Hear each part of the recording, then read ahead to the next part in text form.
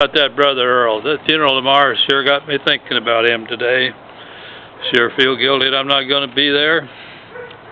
But I know that the way I've been feeling, and with Donna's surgery coming up a week from today, that it just wouldn't have been wise to try to get back. Hope the family will understand and forgive me for that. You know, I don't remember what summer it was, but when our house burnt down, Earl was the one that discovered the fire. And he came around, he told Dad, and Dad rousted all of us up. Everybody was taking a nap that Sunday afternoon. And he organized a bucket brigade right away with Earl right in the middle of it. Marvin and I taking turns pumping because the pumping was the hardest work. And then whoever wasn't pumping, and Earl, and I can't remember, Wayne may have been involved in that bucket brigade.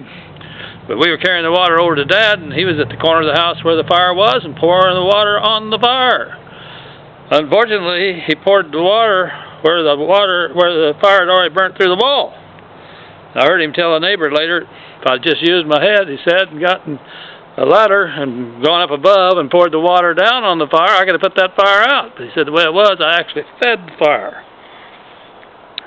Well, you know, it's easy to think clearer after the emergency's over. And the house burnt to the ground. I know I've told that story before. And somehow or other, I'd gotten it into my head that Earl was being blamed for that fire. I suppose I heard some talk. And people saying, yeah, the kid that discovered it, he probably started the fire. Thankfully, years later, Marvin told me, no. There was never any question about Earl or anybody else starting that fire. Apparently, it started inside the wall, some sort of a strange thing with sunlight striking on matches or something that the mice had collected. Strange thing.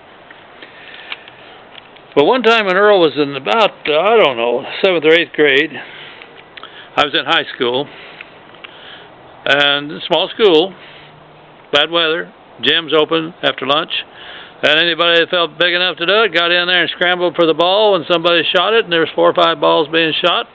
You grabbed the ball, shot a long shot, dribbled in a shot, whatever you wanted to do, and whatever, just an ordinary time, and scrambling for the ball, and so on. Well, I don't know what preceded it, but all of a sudden, the Brewer boy, who was Earl's age, and Wayne is, I think, 4 or 5 years younger than Earl, the Brewer boy had a ball, came dribbling in like he's going to go in and lay up a layup, and instead, as he got in, instead of laying it, he drew back and he threw it full force into Wayne's face. Wayne was standing there waiting to try to get a ball that came through the net.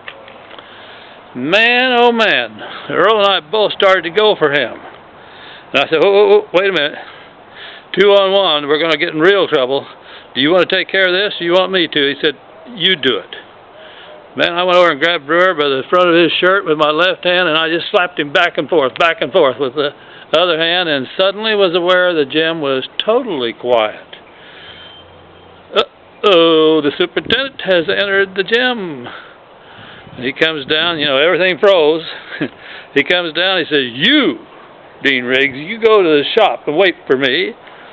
I go to the shop and wait, figuring, ooh, you're out of school, old buddy, and your dad's going to warm your britches real good. Seemed like forever. Here comes the superintendent. And he says, what happened? So I told him the whole truth and nothing but the truth. He listened, and he said, well, that's what the Brewer boy said too.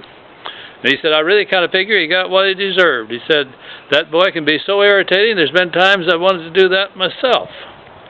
But he said, the way it is, he said, it seems to me he got what he had coming. Get to class, and I don't want to hear any more about it. That's a story that didn't go home either, I'll tell you that right now. Talked to Earl later, and Earl said, I can't believe you got off with nothing happened. I was just thinking, my good luck all the time that I told you to take care of it instead of me taking care of it. And maybe if Earl had taken care of it, he might have got into more trouble. You never know how administrators are going to react to those kinds of things. Well,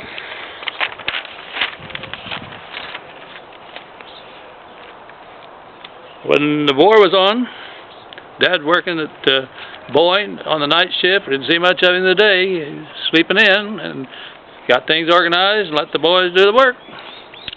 And we're doing the milking. And Marvin's already Got out of school, found out he was 4F, heartbroken, gone into Wichita, working in one of the defense plants and living in Wichita. And we've got the cows to milk. And I can't remember if Wayne was milking yet or not, but I know Earl and I were. And we had more, I think we had 6 stanchions in that little cow barn.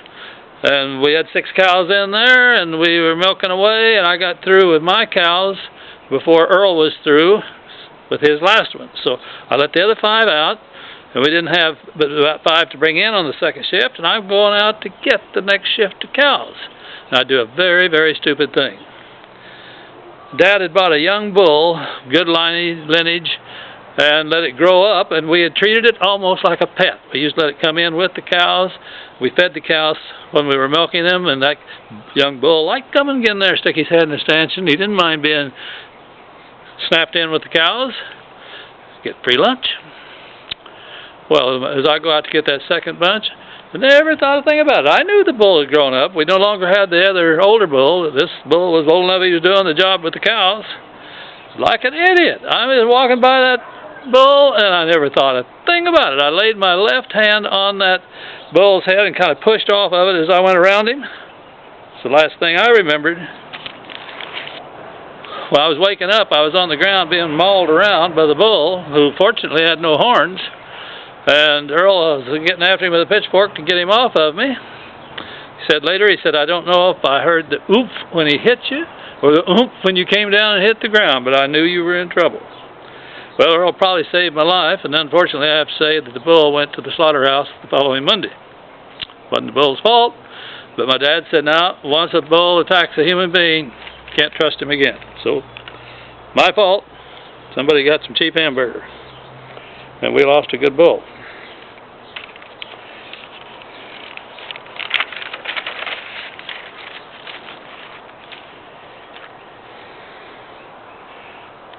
During the war, Korean War, Earl was over in the Navy and came back to Sasebo and called me and said, if you come meet me, they won't let me have the leave, but you can get a leave and come. I did, and I went, and the dumbest thing, they wouldn't let that enlisted man spend nights in Sasebo with that officer brother, who had a good time anyway.